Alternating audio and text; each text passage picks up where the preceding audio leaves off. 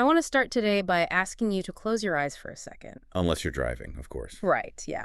Please keep your eyes open if you are behind the wheel or operating heavy machinery. But if you're sitting at home or just out for a walk, I want us to really picture one of the most intense, terrifying, and frankly, completely misunderstood images in all of human history. It really is. We have probably all seen it at some point, maybe it flashed by in a documentary, or you saw it in a textbook somewhere, or it was referenced in some pop culture movie.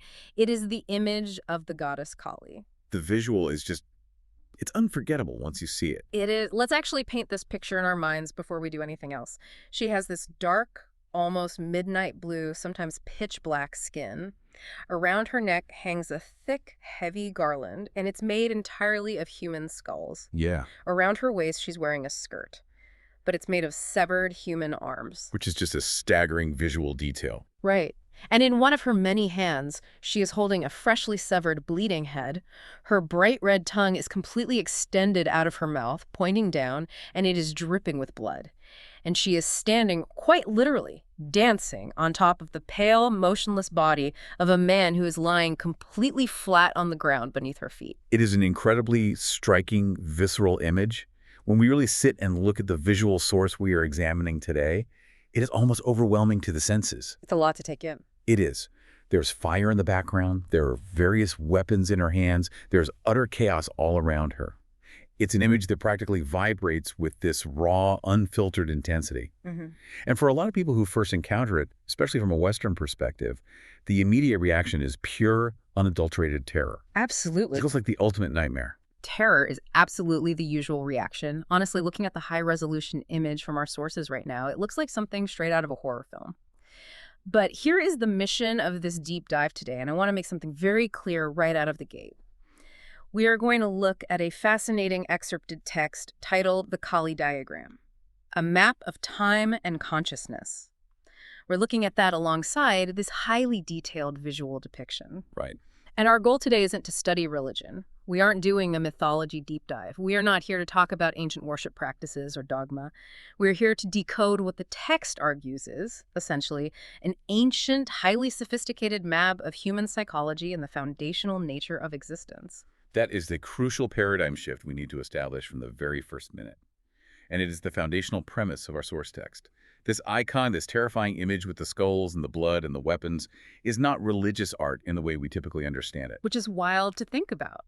It changes everything. The text argues that it is an observational diagram. It is an incredibly precise, experiential map of what time actually does to our human identity. The source material is very explicit about this. This is not a devotional image asking you to bow down and worship a deity in the sky. It is a philosophical mirror designed to reflect your own internal reality back at you. Okay, let's unpack this, because that is a massive claim. We are so used to looking at ancient icons, especially ones with multiple arms and blue skin, and immediately categorizing them as just mythological stories. Exactly. Stories that people use to explain the rain or the seasons or why the crops failed. But the text is saying, no, this is a diagram. It's a schematic, like a blueprint for the human mind. And the reason we are spending an hour digging into this today is because of how incredibly relevant it is to you right now. So relevant. If you have ever felt completely overwhelmed by the passage of time, which, let's be honest, who hasn't? I know I have. Right. Or if you've ever felt this crushing, suffocating pressure of your own ego, or felt dizzy from the constant, chaotic shifting of the roles we have to play in our daily lives. This ancient diagram was drawn specifically to explain the mechanics of what you are experiencing. It is a map of the internal human condition, drafted centuries before modern psychology even had the vocabulary for it. And the best way to read any map, especially one this dense and layered with symbolism, is to start from the ground and work our way up. So let's look at the very foundation of this image. We need to look at exactly what Kali is standing on. Right, let's look at the canvas of existence here. In the visual provided, we see this terrifying multi-armed Kali in mid-dance, and she is stepping directly onto the chest of a figure lying on the ground. The text identifies this figure as Shiva, and the visual contrast is jarring. Very jarring. Kali is dark, dynamic, armed to the teeth, and actively moving.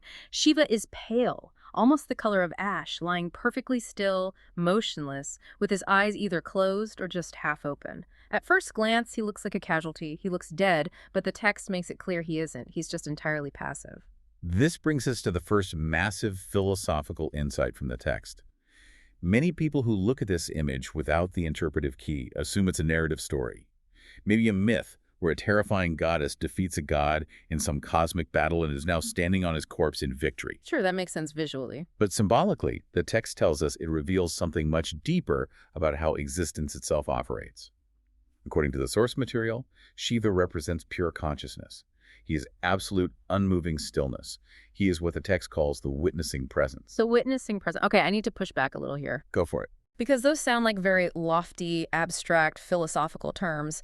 What does pure consciousness or witnessing presence actually mean in practical, everyday terms? Because right now, looking at the diagram, it just looks like a guy getting stepped on.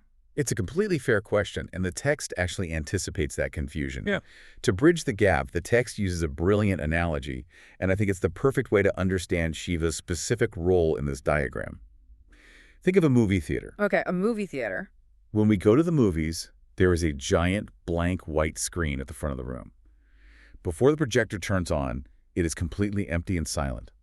When the movie starts, that screen is suddenly flooded with light, color, massive explosions, profound tragedy, sweeping romance, and rapid-fire dialogue. Right. But the screen itself never actually participates in the movie. The screen never gets burned by the explosions happening on the film. It never gets wet from the rain during a sad scene. It doesn't get anxious during a thriller. It just silently, passively hosts the drama. In this diagram, Shiva is that screen.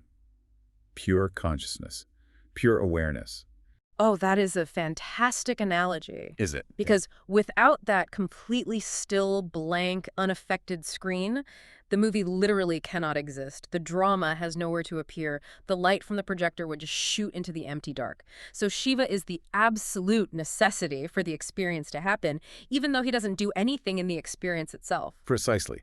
He provides the space for existence to occur. And that brings us to Kali. If Shiva is the silent, still screen of consciousness, Kali is the movie projected onto it. The text tells us that she represents time and movement. She is the drama. She is the explosion. Exactly. She is birth, death, desire, fear, pleasure, suffering. She is the explosion, the romance, the tragedy. She is literally everything in the universe that changes, moves, or has a form. Here is where I have to ask a clarifying question, though. Sure.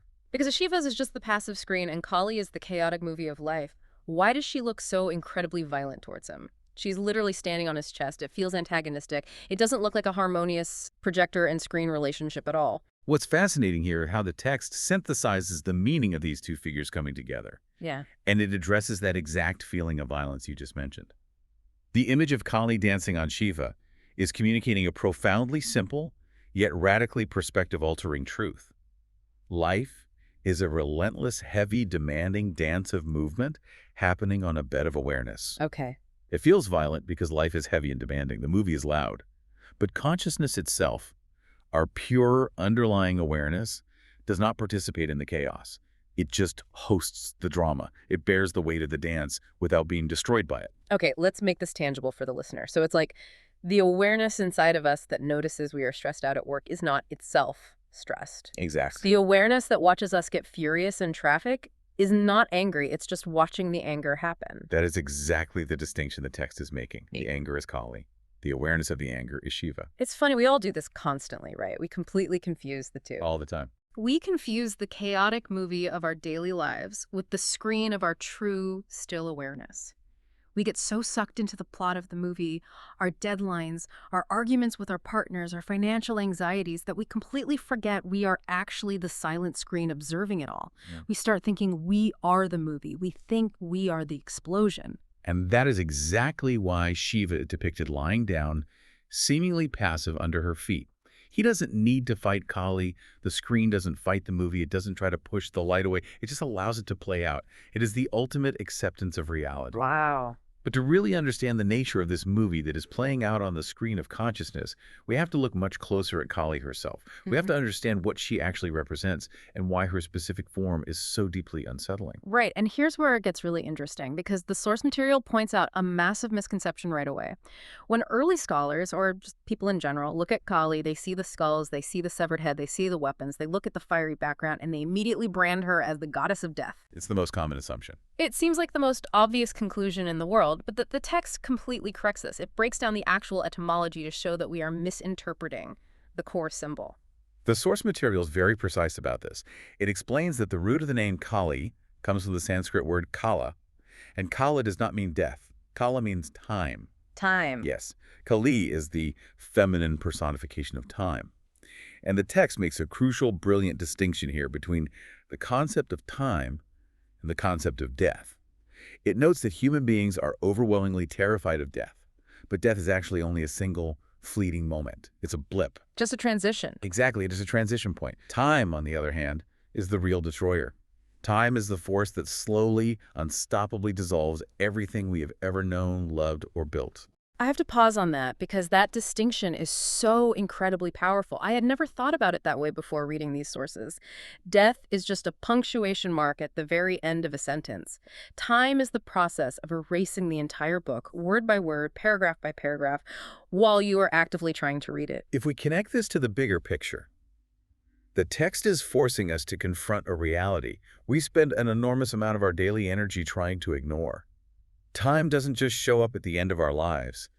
Time is operating right now. Relentlessly. The text has this list of what time devours, and it's genuinely haunting to read. It devours our childhood. It devours our physical body, slowly breaking it down. It devours our sharpest memories until they fade. It devours our relationships.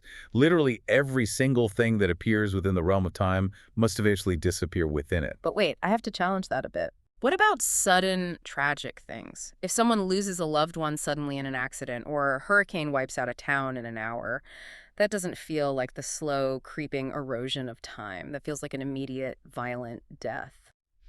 How does this diagram account for the sudden, catastrophic endings? It's a vital question. The text argues that even the sudden catastrophe is a function of time.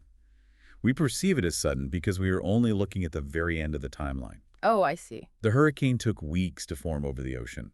The town took decades to build. The specific intersection of events that led to the accident was a chain reaction of timing. Time is the overarching architecture in which all movement, slow decay, or sudden collision happens. The text makes this incredibly blunt, undeniable assertion. Time does not negotiate. Time devours form. Time does not negotiate. We try to negotiate with it constantly, though. Look at our modern world. Think about how much of our daily lives, and frankly, our global economy, is based entirely on the desperate attempt to negotiate with time. Oh, absolutely. We buy endless arrays of anti-aging creams and serums to try and preserve our physical form against the decay of time. We take tens of thousands of photos and videos on our phones to desperately try and freeze a moment, to preserve a memory of a vacation or our kids being little. We want to trap time in a digital box. Exactly. We cling to relationships that functionally ended years ago, or career paths that no longer serve us, because admitting that time has dissolved them feels like a failure. We are constantly fighting this exhausting, defensive, losing battle against time. And understanding Kali as time, as this ultimate devourer of form, is about recognizing the absolute futility of that negotiation. Her terrifying appearance in the diagram isn't meant to scare you into worship or obedience. It's meant to shock the viewer into profound acceptance. Acceptance of the process. Yes. It's meant to visually represent the absolute relentlessness of the universe's physics. When you look at her dancing, you are looking at the literal reality of existence. Everything is in a continuous state of decay and transformation. The cells in our bodies are aging and dying right now as we have this conversation. The present moment is constantly dissolving into the past, the second we recognize it. It's wild to think about, just considering our own daily frustrations. We get so incredibly upset when things change. We get angry when a neighborhood we loved gets gentrified and our favorite coffee shop closes, or when a friend moves away, or when we look in the mirror and notice a new gray hair or a new wrinkle. And it feels like a personal attack. Right, but this ancient diagram is basically looking at us and saying, why on earth are you surprised? That is literally the only thing time does. Its fundamental job in the universe is to consume form. You are getting mad at the fire for burning. Which leads us perfectly into the next layer of the diagram. Because while it's easy to grasp that time devours physical forms like our bodies or our favorite coffee shops, the text reveals that Kali devours something much more intimate and much more difficult to let go of. Let's direct our attention to the visual again, specifically to the most prominent, unavoidable feature of Kali's attire, the terrifying garland of skulls hanging around her neck. Yes, the skull garland. It is completely impossible to ignore. In the image we have, these aren't just one or two skulls. They are strung together, hanging all the way down past her waist, bouncing against her as she dances. It's a massive piece of jewelry. It looks like the ultimate trophy necklace of a serial killer. The immediate assumption is that these are the severed heads of her enemies or the people she has killed. But true to form for this text, there is a highly specific, hidden meaning here that completely upends that assumption. What's fascinating here is the numerical specificity the source material provides. It reveals a detail that totally reframes the entire image. Traditionally, in this specific diagram, there are exactly 50 skulls on that garland. They aren't a random collection of victims. The text explains that those 50 skulls represent the 50 letters of the Sanskrit alphabet. Okay, stop right there. You have to walk me through this because this absolutely blew my mind when I read the source material. It's quite a pivot. The skulls represent the alphabet. We go from a gory, heavy metal necklace of human remains to a lesson in linguistics. How on earth does the text connect a necklace of death to phonetics? I know, it sounds like a massive leap, but it requires us to dive into an incredibly profound philosophical breakdown. The text walks us through this chain reaction of human psychology. It starts with a simple premise. Language is the raw material used to construct human identity. Okay, language constructs identity. Think about it deeply. Your name is a construct of letters. Your profession, your personal history, your political beliefs, your religious views, your traumas, your triumphs, all of these are concepts that exist entirely because of language. Without language, without the alphabet, you cannot construct a narrative about who you are. So if I didn't have the word failure, I literally couldn't identify as a failure. The concept wouldn't exist for me to attach myself to. If I didn't have the word successful, I wouldn't spend my entire adult life frantically chasing that identity. Exactly. The text lays out this rigorous progression. Language creates thought. We think in words. Thought creates identity. We string those thoughts together into a story about ourselves, and identity creates karma, which, in this context, the text defines simply as the actions and reactions, the consequences that drive your life. Wow. Everything we think makes us, quote-unquote, us, is essentially a complex linguistic architecture. We've taken the 50 letters of the alphabet, built a massive, intricate house out of words, decided to live inside it, and we fiercely defend it, calling it myself. And this is where the massive paradigm-shifting realization happens. If Kali is time, and she is wearing a garland of skulls that represent language in the construction of identity, then the skulls aren't literal people she has murdered. The skulls are our past selves. Our past selves, yes. Every single identity we create using language eventually dies in the fires of time. Time collects our dead identities. That is precisely the realization the diagram intends to provoke. Time collects identities the exact same way Kali collects skulls. It wears them as a testament to its own unstoppable nature. This is where we really have to look at our own lives. Think about who you were 10 years ago or 15 years ago. I'll use myself as an example. When I was in my late 20s, my entire identity was wrapped up in my job title. I was a director, and I thought that word meant everything. We all do that. I defended that title, I stressed over it, I let it dictate my worth. When I eventually left that industry and lost that title, I genuinely felt like I was disappearing. I went through months of existential dread because the word I used to define myself was gone. But looking back now, that version of me, that specific architecture of thoughts, beliefs, and language, is completely dead. It's gone. That version of me is now literally just a skull hanging on the garland of time. It is a profound realization, and your story is the exact experience the diagram is pointing to. Wow. We mourn the loss of these identities as if we are dying, because to the ego, the loss of its defining language is death. But the you that is having this conversation right now, the identity you hold so fiercely today, will also eventually become a skull in that garland. It's inevitable. It is unavoidable. Time devours form, and that explicitly includes the psychological forms, the selves we build out of words. The text is showing us that human life is a process of constantly shedding identities. We suffer so immensely because we try to cling to an identity, completely forgetting that its very nature is temporary. It was always destined for the garland. It's strangely comforting, in a weird way, when you realize that the things we stress out so much about protecting our reputation, defending our highly specific opinions on social media, making sure everyone knows we belong to a certain group, it's all just a fragile tower of language that time is going to effortlessly wear away anyway. It really relieves a lot of pressure. It does. Which actually brings us perfectly to another incredibly intense, seemingly violent visual detail in the image. We've talked about the skulls she is wearing, but we need to talk about the head she is actively holding in her hand. Yes. In one of her left hands, Kali is gripping a freshly severed head by the hair. You can clearly see the blood dripping from the neck down towards the ground in the diagram. Again, a surface-level, uninitiated reading screams violence, murder, horror. It looks like a warning to her enemies. But the text provides a completely different, purely psychological interpretation. Okay, so if she isn't a murderer, what on earth is the severed head doing there? Whose head is it? The text clarifies that this does not symbolize physical violence toward another person at all. Just like the skulls aren't literal murder victims, this head is not a literal casualty of some ancient war.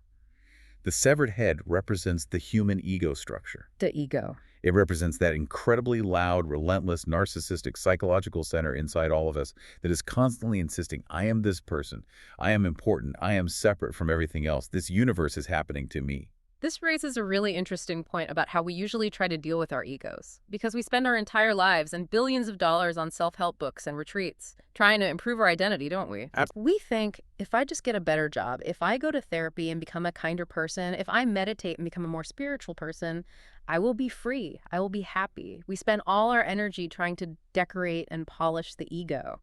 We want to be the best, most enlightened possible version of the severed head. We want to be a very spiritual, very impressive ego. But the source material points out the fundamental flaw in that logic, and it connects directly to the core of various Enlightenment traditions. True freedom, according to this diagram, does not come from improving your identity. Freedom only comes from seeing through the illusion of identity altogether. You can't just slap a fresh coat of paint on it. You cannot polish the ego into a state of enlightenment. You have to recognize that the ego itself is a temporary, manufactured construct. So the severed head in Kali's hand represents the exact moment that ego structure collapses. It's not a murder, it's a liberation. It's the moment you realize that the frantic voice in your head constantly talking about me, my past, my future, my problems, isn't actually who you are.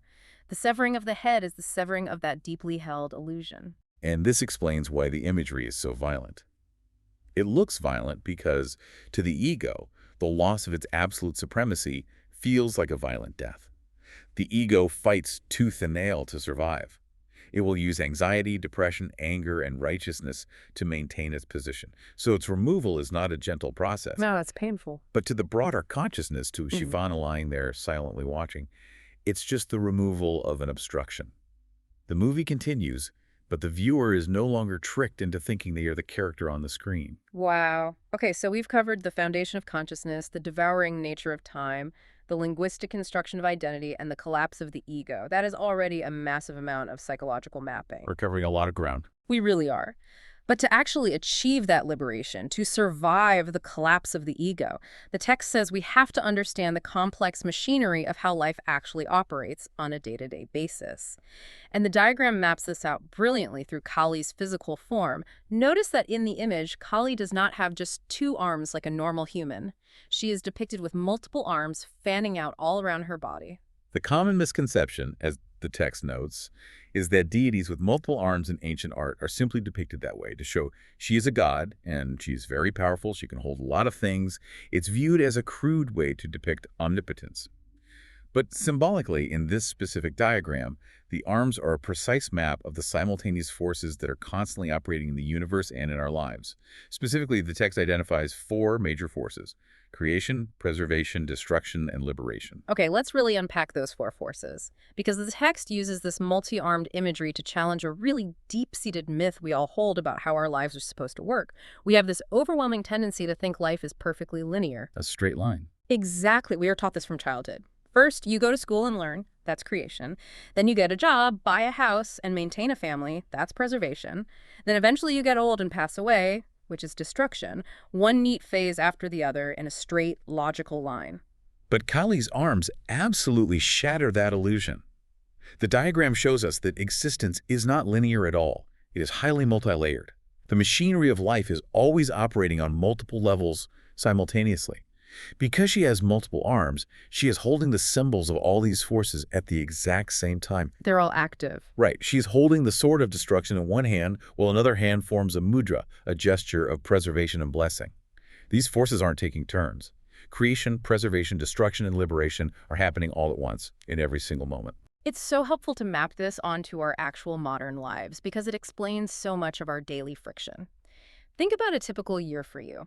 You might be starting a brand new fitness routine or launching a new business venture that's the energy of creation. At the exact same time, in the exact same week, you are desperately trying to maintain your marriage or keep your house from falling apart. That's preservation. Exactly. Simultaneously, a friendship you've had for a decade might be slowly drifting apart, or an old belief system you held is crumbling. That's destruction. And maybe through the friction of all this happening at once, you finally let go of an old childhood trauma that was holding you back. That's liberation. We are experiencing the swing of all of Kali's arms simultaneously. What's fascinating here is how adopting this specific perspective relieves an enormous amount of existential anxiety. We suffer so much because we feel like something is fundamentally wrong with our lives when things are falling apart, when we're experiencing the destruction phase. We think we're failing. We look around and think, wait, my career is failing right now, but I'm supposed to be in the building and preserving phase of my 30s. My timeline is broken. But the diagram teaches us that the timeline was an illusion to begin with. Destruction is always operating right alongside creation. That's a huge shift in perspective. While one aspect of your life is stabilizing, another aspect of your identity is inevitably collapsing. It is the natural, simultaneous, beautiful, and chaotic machinery of existence. You aren't doing it wrong, you are just experiencing the full spectrum of time. The arms are all swinging at once, and we just have to learn to stand in the middle of it. But speaking of the sheer amount of energy it takes to keep all those arms swinging, to keep all those plates spinning in our lives, we have to talk about what is probably the most visceral and, frankly, grotesque part of the image. The text draws our attention right to Kali's face. She has this bright red tongue completely extended out of her mouth, pointing downwards, and there is the undeniable heavy presence of blood. Yes. She is holding a skull bowl filled with it, and her tongue is dripping with it. It is arguably the most shocking and alienating element of the diagram for an uninitiated viewer. It looks vampiric. But again, the source text moves us past the surface horror and into profound, highly relatable psychological territory. The text explains the specific metaphor of the extended tongue. The tongue is the physical organ of taste. And taste is exactly how biological and psychological life evaluates its experience. The psychology of taste. I found this specific section of the source material absolutely brilliant. Think about how a physical tongue works. It touches a piece of food and it instantly, without any conscious thought from you, categorizes it. It says, this is sweet, I want more of this, or this is bitter and rotten, I need to spit this out immediately. The text argues that the human mind functions exactly like a giant psychological dome. It is a flawless analogy. The mind is constantly, endlessly tasting experiences. You walk into a crowded room, you meet a new person, you read a headline on the news, you check your bank account, and your mind instantly tastes it. It categorizes it into pleasure, pain, desire, or aversion. It's automatic. It is a relentless machine, constantly chasing what feels good and sweet, and frantically trying to avoid or spit out what feels painful or bitter. The mind is an organ of psychological taste, and it never, ever stops tasting. And what fuels that constant tasting? What fuels the endless chasing of desire and the exhausting marathon of running from pain? That's where the terrifying imagery of the blood comes in. The text breaks down exactly what the blood signifies in this specific esoteric diagram. Blood is the ultimate symbol of life energy. It is your finite vitality. If we connect this back to the grand architecture of the diagram, think about how much raw, physical, and mental energy your desires consume. Every single desire you hold on to, whether it's the desire for a bigger house, a better body, or just the desire to be right in an argument, requires your life energy to maintain. It drains us. Every identity you defend requires a continuous supply of energy. The text states it very clearly. Time feeds on that energy. Life is constantly spending its vitality through the pursuit of experience. So, Kali drinking the blood, her tongue dripping with it, it's not a vampire story. It is the stark, undeniable, almost mathematical recognition that existence runs on the fuel of your life force. Desire keeps you bleeding your energy into the mouth of time. That's a great way to put it. Every single time you get obsessed with a new desire, I absolutely must buy this new car to feel successful, I have to get this promotion, or I'm a failure, I need to win this argument on the internet. You are essentially taking a bowl of your own lifeblood, your own incredibly finite energy and attention, and offering it up to the machinery of time. It drinks it and asks for more. This raises an incredibly important question for us to consider, perhaps the most practical question of the entire text. Where are we bleeding our energy right now? Which desires, which meticulously constructed identities are currently consuming our vitality? Because time is thirsty. Because the text makes it abundantly clear that Kali, the personification of time, will gladly drink absolutely all the energy you offer her. She has no limit. The endless cycle of tasting experience, judging it, chasing desire, and avoiding pain is exhausting. And this diagram doesn't sugarcoat it. It forces us to look at that exhaustion directly in the face. It really is exhausting when you step back and look at it. The constant building up of the ego, the defending of our fragile linguistic identities, the chasing of the sweet taste of pleasure, the running from the bitter taste of pain. It takes so much work. And eventually, inevitably, all of that energy runs out. The blood is finite. Which brings us to the setting of this entire bizarre, beautiful, terrifying diagram. Where is this intense cosmic dance actually taking place? The source material draws our attention to the physical background of the image. Kali does not appear in a pristine, beautiful marble temple. She's not depicted in a lavish palace or sitting peacefully under a tree in a serene forest, which is how many deities are shown. The text tells us she resides in a place called the Smashan, the cremation ground. The cremation ground. In the visual we have, if you look past Kali and Shiva, the background is fiery, dark, and chaotic. There are literal funeral pyres burning. It's a place of death, ash, and burning flesh. And the text explains exactly why the cremation ground is the only logically appropriate setting for this specific map of existence. It's the ultimate, undeniable equalizer. The text notes that the cremation ground is the one place on Earth where every single social illusion we have built completely collapses. It is the final destination where the elaborate architecture of identity we talked about earlier, the skulls, the language, the ego, is finally totally demolished. There is a line from the text that hits so incredibly hard. A king and a beggar become the exact same pile of ash. In the cremation ground, there is absolutely zero status. Your bank account balance doesn't matter. Your follower count on social media doesn't matter. Your political affiliation, your zip code, your prestigious job title, how many arguments you want. All of the linguistic structures you use to build your precious ego are completely, laughably meaningless in the face of the fire. What's fascinating here is the text's mention of authentic tantric traditions. It notes that practitioners of these ancient paths actively chose to meditate in these specific places. Now, we have to clarify something quickly, because the term tantric has been wildly distorted in modern pop culture, usually watered down into something about romantic relationships or modern spa spirituality. Right, it's been totally commercialized. Completely. But historically, authentic tantric practitioners were doing something incredibly radical. They left the pristine ashrams and the comfortable temples, and they went to sit in the smashan, in the active graveyards and cremation grounds, surrounded by burning bodies and wild dogs. Why would anyone voluntarily do that? What is the psychological purpose of surrounding yourself with that much death? The text explains that they meditated in the smashan because the visceral reality of death completely removes the luxury of philosophical speculation. When you are sitting in a pristine, quiet, beautiful meditation hall, it's very easy to theorize elegantly about the nature of the ego. It's easy to play intellectual games. Because there's no real threat.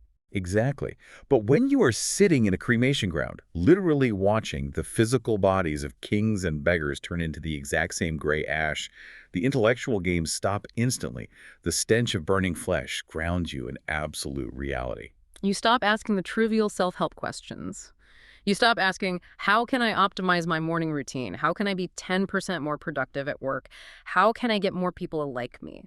Those questions belong entirely to the realm of the ego, the realm of the severed head desperately trying to make itself look prettier and more successful.